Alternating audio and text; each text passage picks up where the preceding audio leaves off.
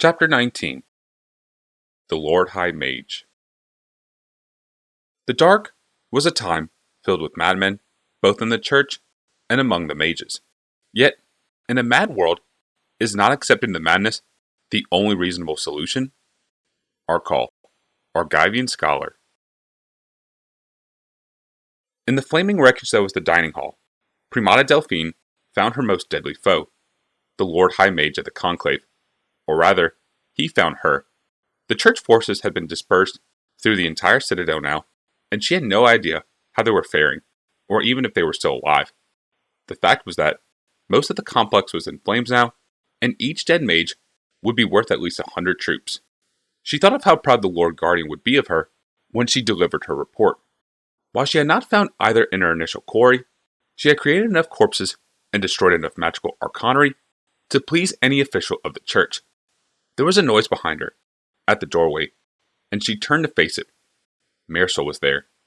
She recognized him at once from the ornate, decadent portraiture that her troops had torn from the walls. This was the master of the house. He was dressed in black with a gold vest and held in his hands a red-tipped wand with a saber grip. His face was smudged with soot, and there was blood running down from his ear into his collar. "The chief magician, I presume," said the Primata. "You did this," he hissed.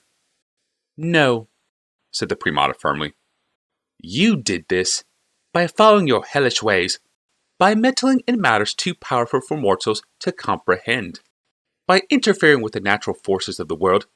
You've been weighted and judged wanting. Your destruction is your fault. I am but the instrument of that punishment." Marisol snared and muttered a spell. The Primata closed her eyes, and the effect splashed harmlessly over her protective wards. The magical energies were reduced to bits of light. "I am proof against your enchantments now, by the wisdom of Tau. If you surrender now, you will be blessed, and your soul saved before you are put on the pyre." Marisol cursed and unleashed another spell. Red color splashed against her wards, but left her unscathed. "There is nothing you can do. You can fight for a while, until you wear yourself out. And then my loyal troops will find you and kill you, just as they will find and kill any user of magic." Marisol straightened himself up, visibly trying to restrain his temper. "Why did you do this? Why now?" The Primata smiled, and it was an ugly smile. "I do this because I am hunting wizards and found a nest of them. I do this because the Book of Tau tells us that we cannot suffer a magician to live. I do this because magic is evil, and evil in all of its forms must be eradicated. I will not rest until every spellcaster is slain." "Even those in your holy church?" said Marisol, circling away from the door now. He no longer cast spells, but clasped his magical wand with a white-knuckle grip. "Even those who serve beside you, and mouth the same words, and sing the same hymns as you?" "You seek to rock my faith," said Primata Delphine calmly. "Evil seeks to do that. I know there may be mages hiding among the faithful. They will always be rooted out and put to the torch. Of this I have no doubt." "And you'll be among those put to the torch, priestess?" hissed Marisol. Another splash of color, this time black as the moonless night, crystallized against her protections and fell away, leaving her unharmed. "I will be holding that torch," said the Primata. "I have only the desire to search out magic, search out evil, for the church." Marisol laughed then, and it was a horrid, mocking laugh. "You don't realize, do you? You're one of us. You use spells the same way as we evil mages." "You seek to rock my faith," repeated Primata Delphine. "Evil seeks to do that." "You don't realize it," howled Marisol. "You wrap it up in religious dogma and mummery, but you don't realize that basic truth. You use magic as we do. All your miracles and mysteries. Magic." The Primata ignored the Lord High Mage. Instead, she raised her arms and intoned, "Bathed in the hollow light, the infidels looked upon the impurities of their souls and despaired."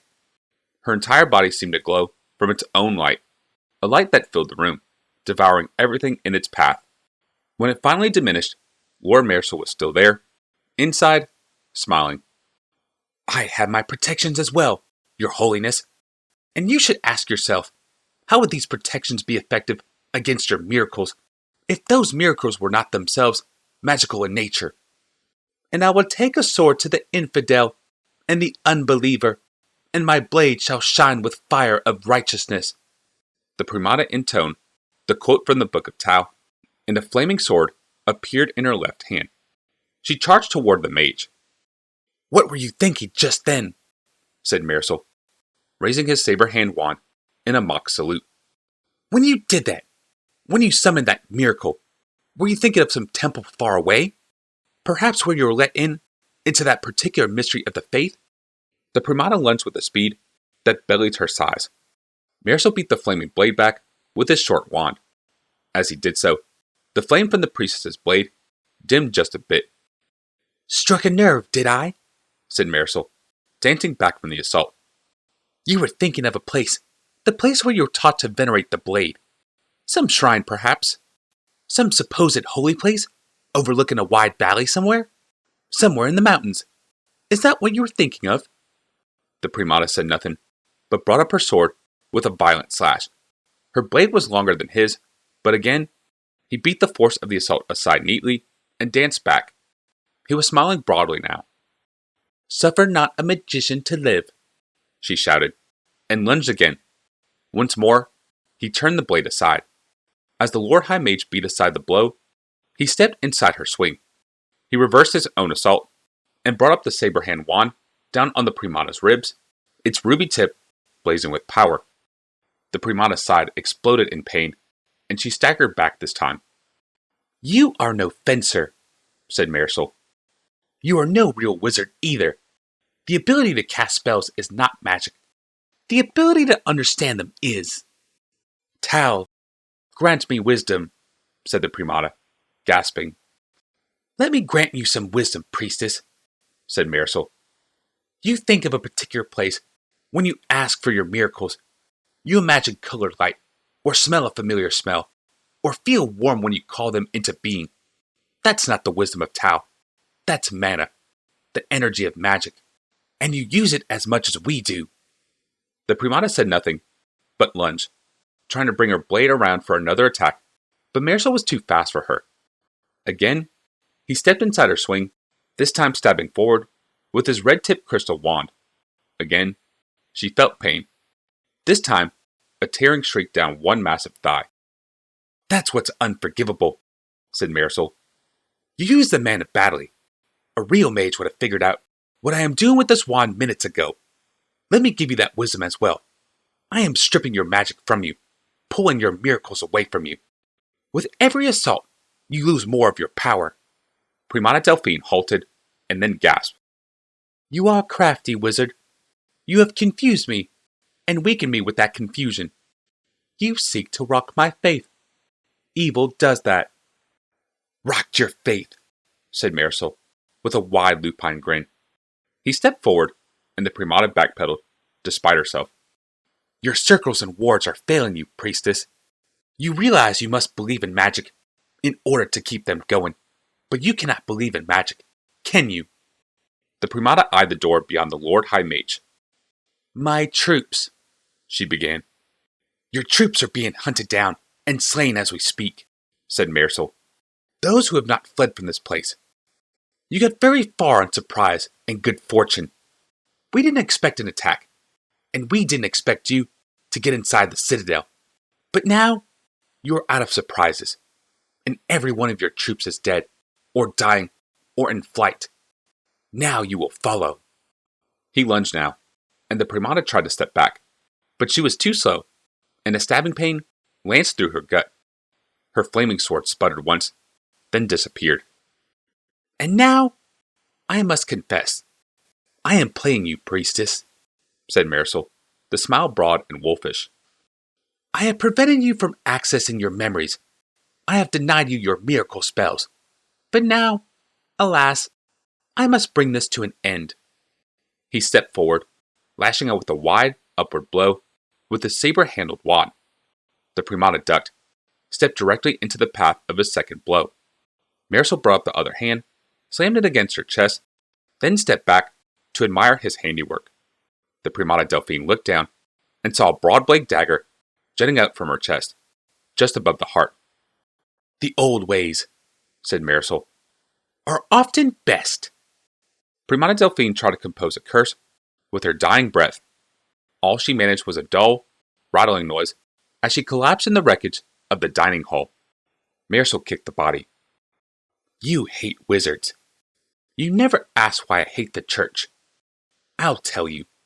You're narrow-minded, and you're dogmatic. And worst of all, you're amateurs." He looked down at her fallen form, the blood forming a wide pool around her. "And may the Darklands damn me. You'll be the death of us all." And at that moment, the earth shook beneath Marisol's feet, and the lights went out.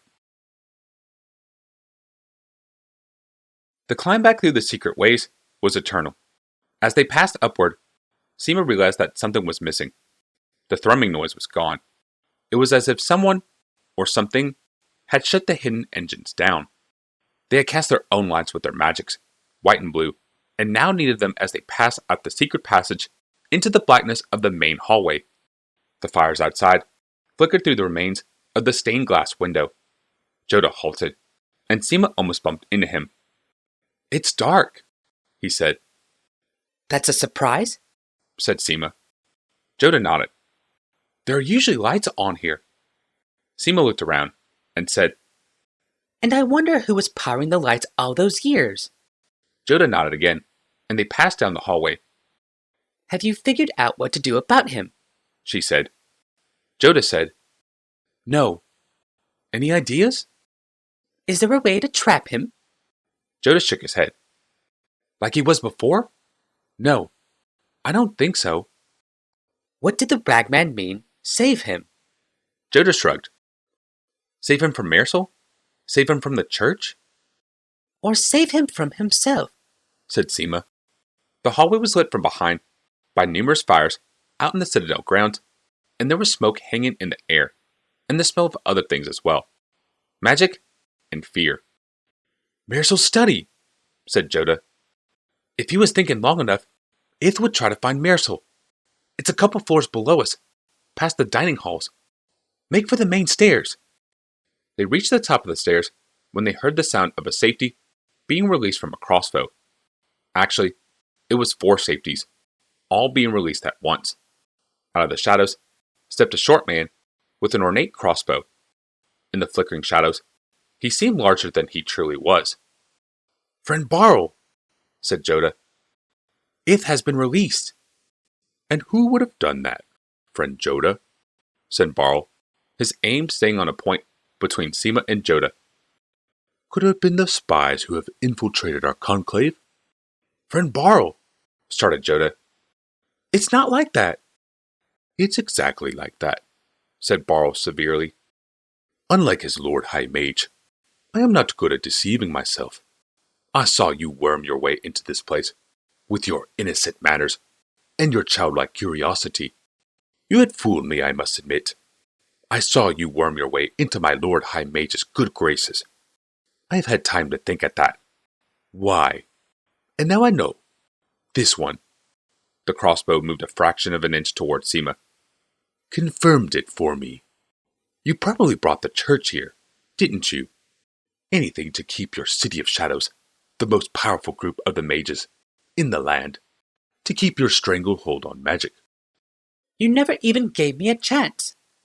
Sima spoke the words flatly, but her eyes flashed in anger.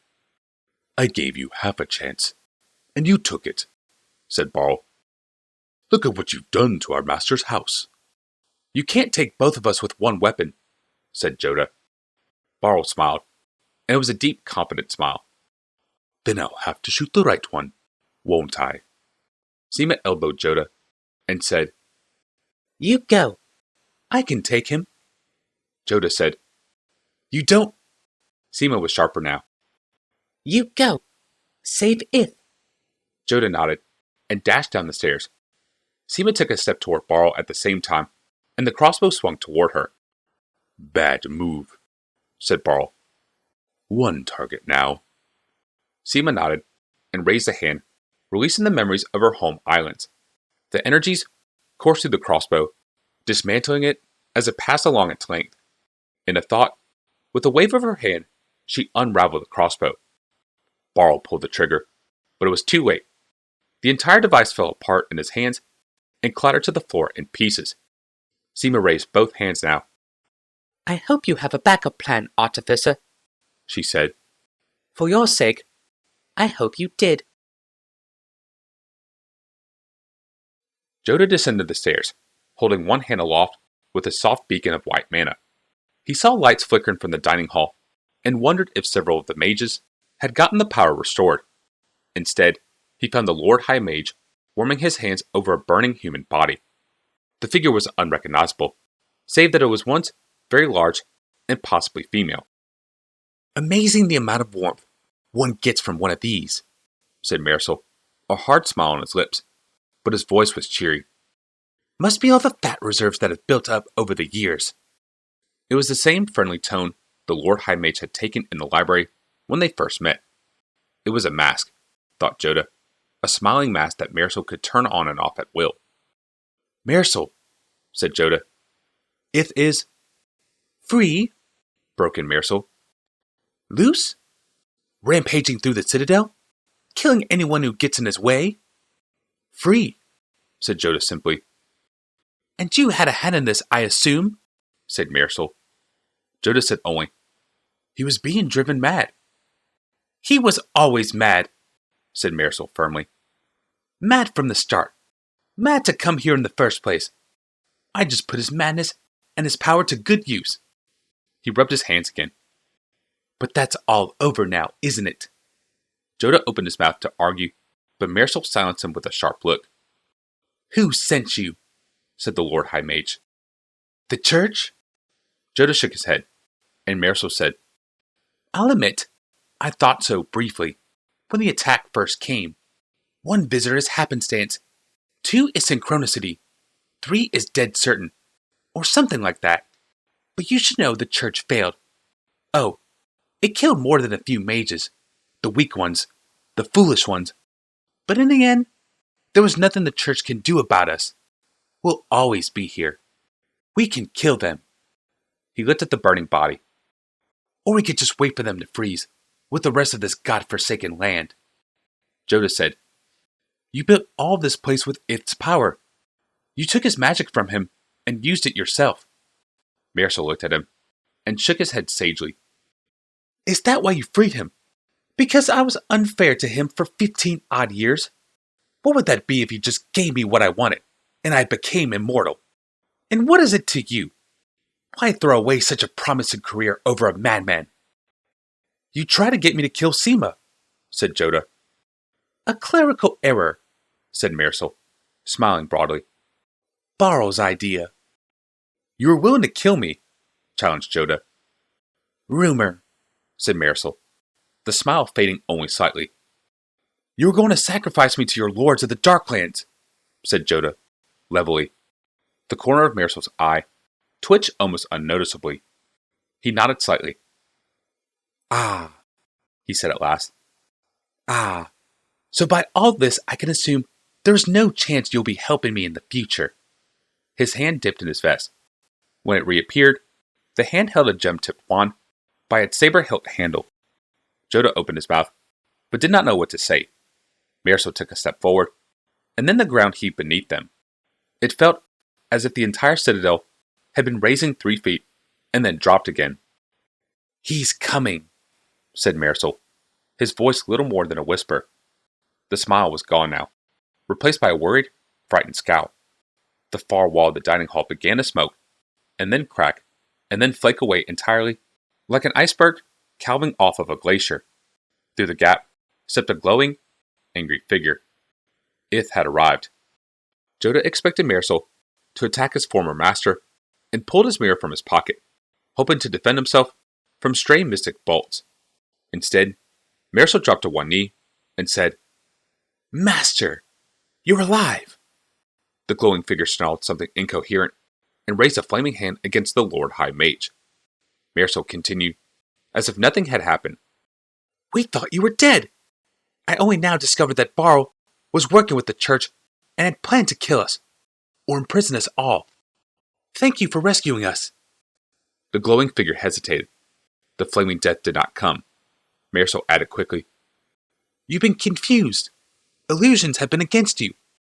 Come, calm down, and we can reason together. The glowing figure of Ith snarled, and flame shot from his palm. Marisol was bathed in the glow, but it washed over him like a wave, leaving him unscathed. Come now, Master, said Marisol calmly. You know I am proof against any attack that you can muster. The first rule of magery is to protect yourself from your betters. You taught me that. Now, believe me when I say that... There was another snarl, and a wave of blue energy shot from Ith's outstretched arm and crackled around the Lord High Mage. Nothing from your hand can harm me, said Marisol, as the attack subsided around him. Now think, Master. Please, think. You've been ill. You've been hurt by the church. I've only just found out. You've been ill. Trust me, Master. Trust me. Ith hesitated, and the gigantic form looked puzzled. Jota noticed that Marisol clenched the gem-tipped wand tightly, and now leaned toward the former Lord of the Conclave. Jota found his voice, and shouted now. Lies! He's lying to you! Ith turned toward Jota, as if noticing him for the first time. A dull recognition flickered in the glowing figure's eyes, then disappeared again beneath a veil of madness. A dragon. Ith reminded Jota of a great dragon made entirely of mana, made entirely of power, and without any thought to direct that power. That's one of them, shouted Marisol. That's one of the church wizards. You can smell the white mana on him. The glowing figure raised a hand toward Jota, and the energies built in on its outstretched palm. Jota shouted, Stop! And tried to pull the memories of the land into his mind, but they had fled, leaving only a few fragments of the mountains behind. He's the one who imprisoned you, screamed Marisol. He's the one who should be punished. The Ith figure snarled, and blue-red waves of flame shot from his palm in a solid stream. Jota shouted, and put his hands up in front of his face, clutching the memory like a protective talisman, this time trying to catch the force of the magical blow with it. He thought of his anger at Marisol, and his pity for Lord Ith. The flame bounced from the mirror, and looped around the room, moving like a serpent of flame. The serpent reared, and struck at last at the Lord High Mage. Marisol screamed as the flames washed over him, igniting his fine clothing, his hair, and finally his flesh. Jota knew at once what happened. Marisol was protected against Ith's attack, but not Jota's, and the attack had ultimately come from Jota's mirror. Marisol screamed and beat at the flames, then fled from the room, the flame trailing from him like a comet's tail. He continued screaming as he passed through the main hall, but Jota could not afford to worry about him. Ith was mad now, angry mad, as well as insane mad. No one seemed to fall down when the insane mage hit them. Ith stepped forward, growing larger with every stride. The eldritch fires coursed through his veins, and his unseeing eyes glowed a hellish yellow. Jota stood his ground. He held up the mirror again, this time not as a protective talisman, but rather strongly, firmly, trying to aim the fire right back at Ith.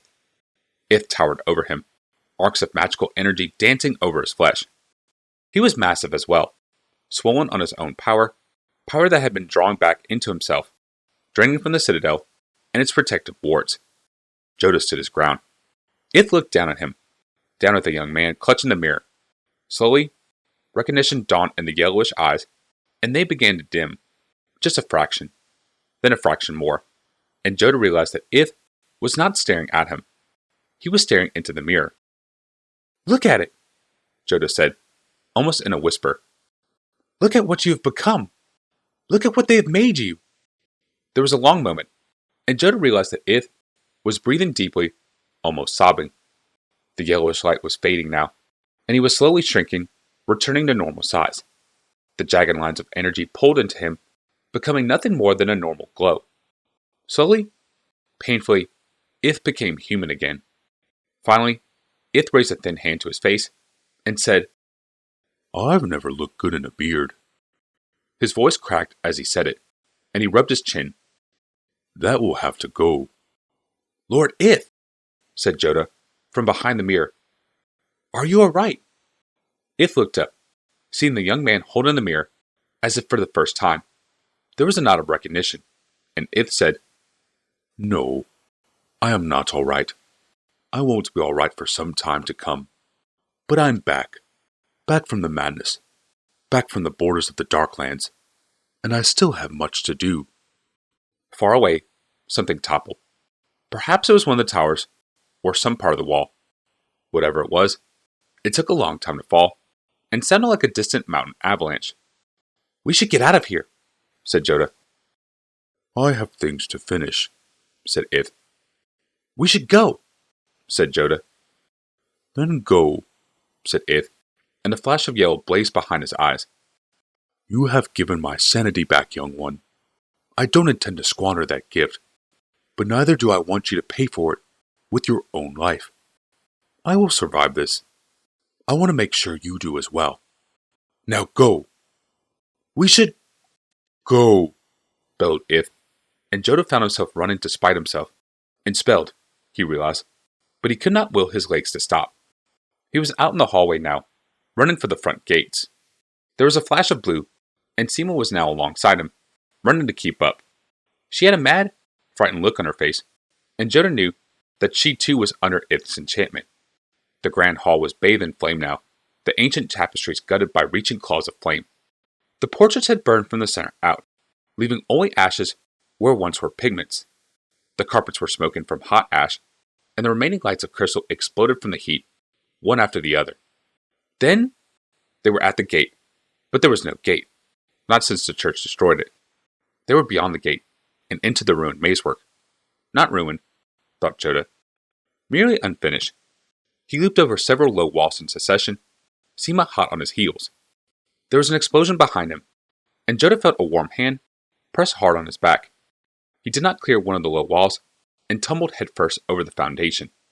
The ground came up very quickly, and then there was only blackness.